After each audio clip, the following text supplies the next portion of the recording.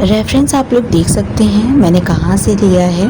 इस इमेज से मैं काफ़ी इंस्पायर्ड हुई थी और मैंने सोचा था कि मैं इसको क्रिएट करूँगी। तो चलिए हम स्टार्ट करते हैं। इस पोर्ट्रेट को ड्रॉ करने के लिए एक स्लैंटिंग लाइन को ड्रॉ किया है, जिसकी हेल्प से हम नोज़ को क्रिएट करेंगे। फिर हमने आईज़ को एक के बाद एक ड्रॉ किया है। नाउ मांग टीका की माथा पट्टी को ऐड करेंगे, साथ में मांग टीका को भी ऐड करेंगे। मांग टीका को सर्कल शेप का ड्रॉ करेंगे। ईयर रिंग को ड्रॉ करेंगे। फेस की आउटलाइन को ड्रॉ करेंगे। लिप्स को ऐड करेंगे। पोर्ट्रेट सेम टू सेम वैसा नहीं है जैसा रेफरेंस पिक्चर में दिखाया गया है, क्योंकि फेस की आउटलाइन ऑब्जर्व करके उसको ड्रॉ करना मुझे तो काफ़ी डिफ़िकल्ट लगता है। सेम प्रॉब्लम ज्वेलरी के साथ भी होती है। एग्जैक्ट वही सेम टू सेम बना पाना थोड़ा डिफ़िकल्ट होता है, इसीलिए जितनी डिटेलिंग मुझे इमेज में से समझ में आती है उतना मैं वहाँ से कॉपी करती हूँ, और जो चीज़ मुझे समझ में नहीं आती है मैं अपनी तरफ से ऐड कर देती हूँ, या कहीं दूसरा कोई रेफरेंस जहाँ से पिक्चर एकदम क्लियरली विजिबल हो वहाँ से ऐड कर लेती हूँ। वैसे हम चाहें तो हमारा जो पोर्ट्रेट होता है फर्स्ट अटेम्प्ट में ही बिल्कुल वैसा बन सकता है जैसा हम चाहते हैं, लेकिन जब हमें वो प्रोसेस दूसरों को दिखाना होता है तो कहीं ना कहीं हमें हेसिटेशन होता है। हमें लगता है कि हमसे कोई मिस्टेक ना हो जाए, और बार बार माइंड में यही सब चीज़ें चलती हैं, क्योंकि शूट करते समय जो कैमरा होता है उसमें भी ये सारी चीज़ें रिकॉर्ड, हमें अगर 10 बार मिस्टेक होती तो 10 बार हमको उसको अलग तरीके से रिकॉर्ड करना होता है, इरेज करके दोबारा से उसको क्रिएट करना होता है, ड्रॉ करना होता है। तो बार बार ऐसा सोचने की वजह से हमसे फिर मिस्टेक होती ही होती है, और अगर आपके साथ ऐसा नहीं होता है तो सचमुच आप मास्टरमाइंड हैं। तो यही इस पोर्ट्रेट में हैंड के साथ में हुआ है, जो हाथ ये अपने शोल्डर पर रखे हुए हैं। पता तो मुझे ऑलरेडी था कि फर्स्ट अटेम्प्ट में ये वाला हाथ मुझसे बिल्कुल भी सही नहीं बनेगा, क्योंकि इस हाथ का जो पोजीशन था वो एकदम डिफरेंट था।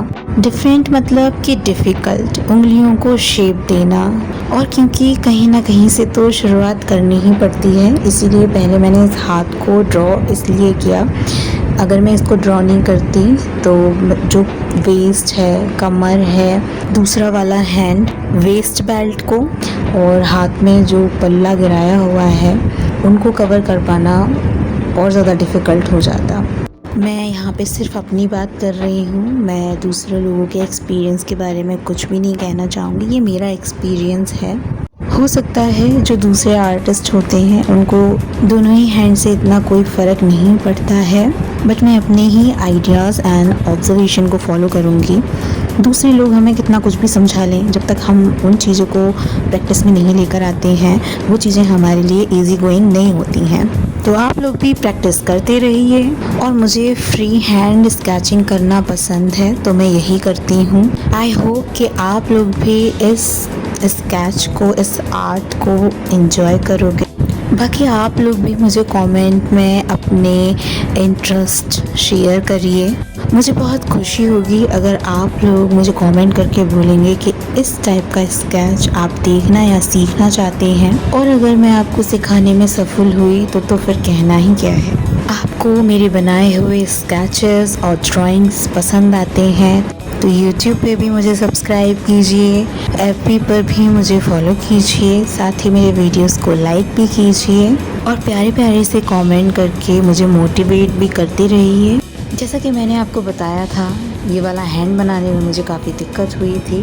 सबसे ज़्यादा हार्ड वर्क मैंने इसी हैंड पे किया है। ये बात मैं बहुत अच्छे से समझ गई थी। हैंड का ड्राइंग शूट करना डिफ़िकल्ट होगा, अगर मैं शूटिंग करूँगी तो ये हैंड कभी नहीं बनेगा, इसीलिए मैंने इसको रिकॉर्ड नहीं किया है। पोर्ट्रेट बनाने में भी टाइम लगता है, एफ़र्ट्स लगते हैं, उसके साथ में शूटिंग करना, देन उसको एडिट करके YT पर और भी जो दूसरे सोशल मीडिया प्लेटफॉर्म है वहाँ पर इनको पोस्ट करना काफ़ी डिफ़िकल्ट होता है, काफ़ी हार्ड वर्क होता है। तो आप लोग प्लीज़ एंड तक वीडियो को वॉच कीजिए, साथ ही में वीडियो को लाइक शेयर सब्सक्राइब करना ना भूलें। आप मेरे इस आर्ट को 10 में से कितनी रेटिंग देंगे मुझे कमेंट करके ज़रूर बताना। मिलते हैं नेक्स्ट वीडियो में नई ड्राइंग के साथ। Till then take care, bye bye, जय माता दी।